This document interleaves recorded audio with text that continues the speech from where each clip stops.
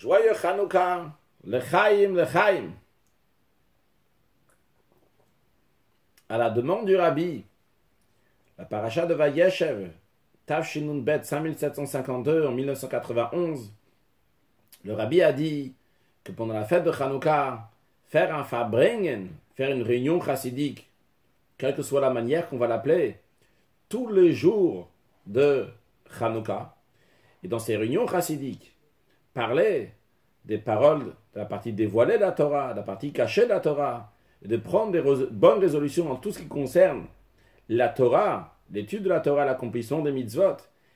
Et le Rabbi a insisté, et de manière qu'on qu'on rajoute dans la lumière, et le Rabbi insiste particulièrement sur le fait de diffuser le miracle, ce qu'on appelle en hébreu Pirsum Nisa, puisque la fête de Hanouka, la raison pourquoi on allume les bougies de Hanouka, c'est pour Pirsum Nisa, pour diffuser le miracle de la fête de Hanouka. Donc le Rabbi a dit l'importance de Pirsum Nisa, de raconter, de diffuser les miracles, et pas seulement les miracles qu'il y avait à l'époque, mais aussi les miracles qui nous arrivent dans la vie de tous les jours.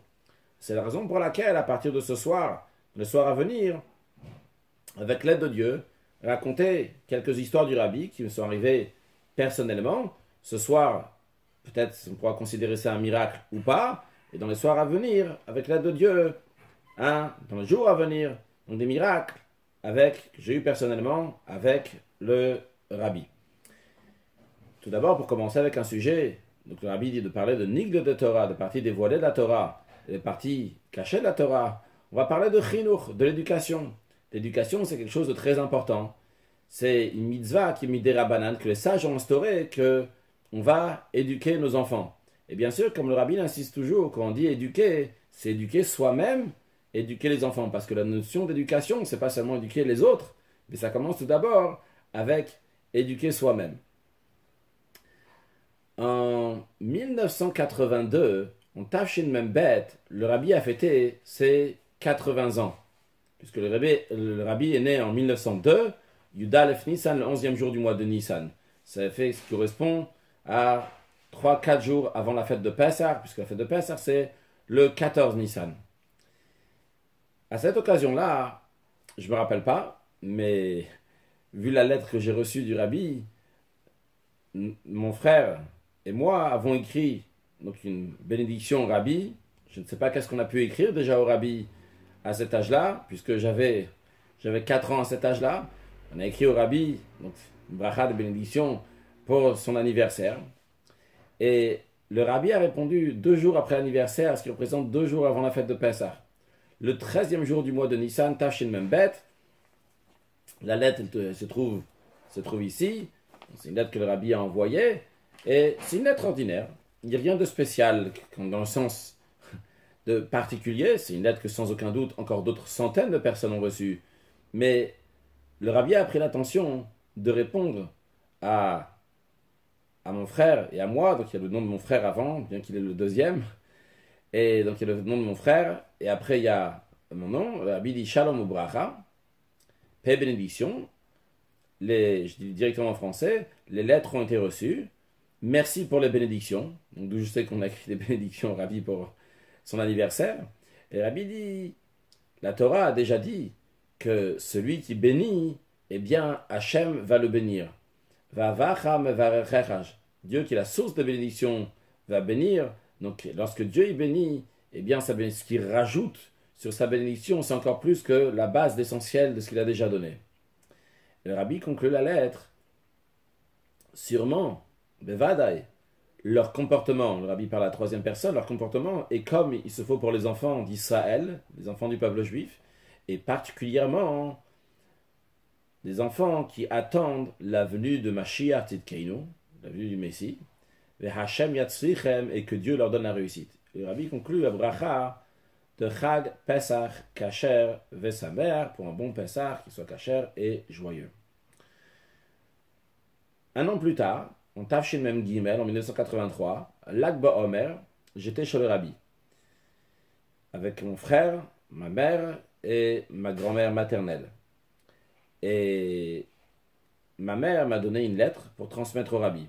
À l'époque, c'était pas comme ça que ça se faisait. Je savais pas comment on faisait oui, comment on faisait pas. C'est après seulement que j'ai réalisé que ma mère m'a envoyé pour donner une lettre au rabbi, bien qu'en général, ça passait par le secrétariat. Donc j'étais là-bas pour l'Akba Omer, donc c'était dans le mois de Iyar, environ vers mai. J'avais déjà 5 ans et demi. Et lorsque le rabbi est sorti de son bureau, je ne peux pas me rappeler maintenant si c'était un jeudi ou si c'était un lundi, le rabbi est sorti de son bureau pour aller écouter Kriyat Torah, la lecture de la Torah. Le rabbi écoutait la lecture de la Torah donc lundi et jeudi, sortait de son bureau pour aller écouter. C'était environ vers 10h, l'office commençait à 9h30, le rabbi venait pour la lecture de la Torah, on va dire environ vers 10h. Et lorsque le rabbi est sorti, j'étais petit, donc j'ai donné la lettre, j'étais à la taille de la main du rabbi, quelque chose comme ça. Donc lorsque le rabbi est passé, j'ai tendu la main, le rabbi a pris la lettre, il a dit thank you.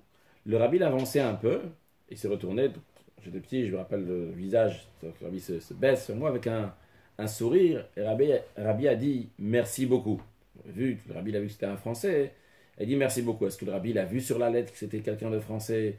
Le rabbi n'a pas vu, est-ce qu'il avait écrit quelque chose sur la lettre? Je ne sais pas.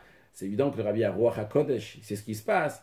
En tout cas, il a dit merci beaucoup pour que je comprenne dans ma langue. Merci beaucoup.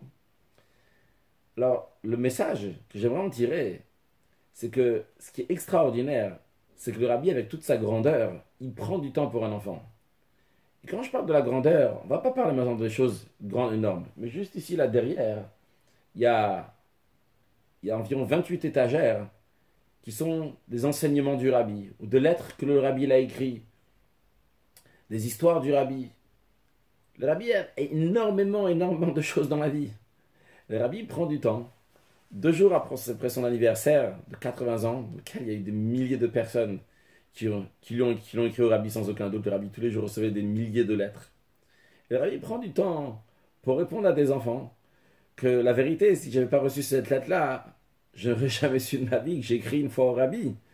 Mais le rabbi prend du temps pour répondre à ses enfants. On a à peine 2 jours avant Pessah, on a 2 jours après l'anniversaire, 2 jours avant Pessah. On peut s'imaginer toutes les occupations et comment le rabbi doit s'occuper, qu'il y a des matzot de partout. Le rabbi lui-même, après, va donner des matzot à des gens.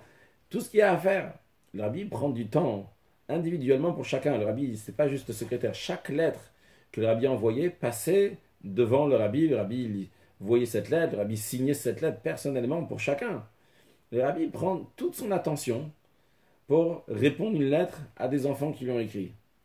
Le rabbi prend de son temps pour dire merci beaucoup à un enfant, un Français, un Juif français qui est venu, qui lui a donné une lettre, pas de manière ordinaire, pas comme il fallait passer par le secrétariat.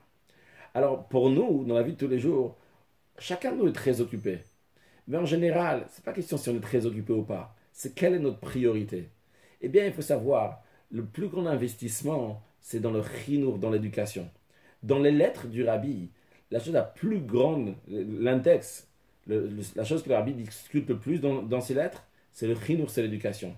Et comme on a dit, le rabbi avait l'habitude de dire, quand on dit l'éducation, ce n'est pas seulement l'éducation des enfants, l'éducation des autres, mais c'est tout d'abord notre éducation à nous. Et pour ça, il faut prendre le temps. Pour ça, il faut investir. C'est un petit enfant, c'est rien du tout. L'enfant qui est dans nous ou l'enfant qui est ailleurs. Eh bien, il faut prendre du temps pour donner pour l'éducation. Quand on voit un enfant parce qu'il est petit, ou bien un enfant spirituellement, il faut prendre tout notre temps. Tu es quelqu'un de très occupé. Tu es vite en train de partir pour une lecture de Torah. Mais prends ton temps. Dis-lui un petit mot. Fais un sourire. Tu ne sais pas comment ça peut lui changer la vie. Prends de ton temps investi dans cela. Alors que Dieu fasse que nos enfants sont en plus dans le chinour, dans l'éducation. L'éducation, le mot chinour en hébreu vient du même langage que Chanukah.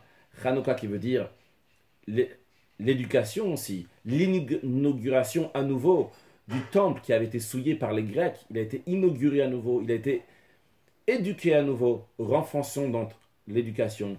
Et cette éducation-là est une préparation pour la venue de Mashiach. Parce que tout ce qu'on fait aujourd'hui, c'est une préparation pour la venue de Mashiach. Donc on est en train de s'éduquer pour accueillir Mashiach très prochainement. Les Chaim à tous et à toutes. Qu'Hachem bénisse chacune, qu'on a un Hanouka qui va être illuminé avec plein de lumière matériellement, spirituellement dans la vie, la santé, la prospérité et la réussite dans l'éducation de nous-mêmes et celle des enfants. Les Chaim et Mashiach now.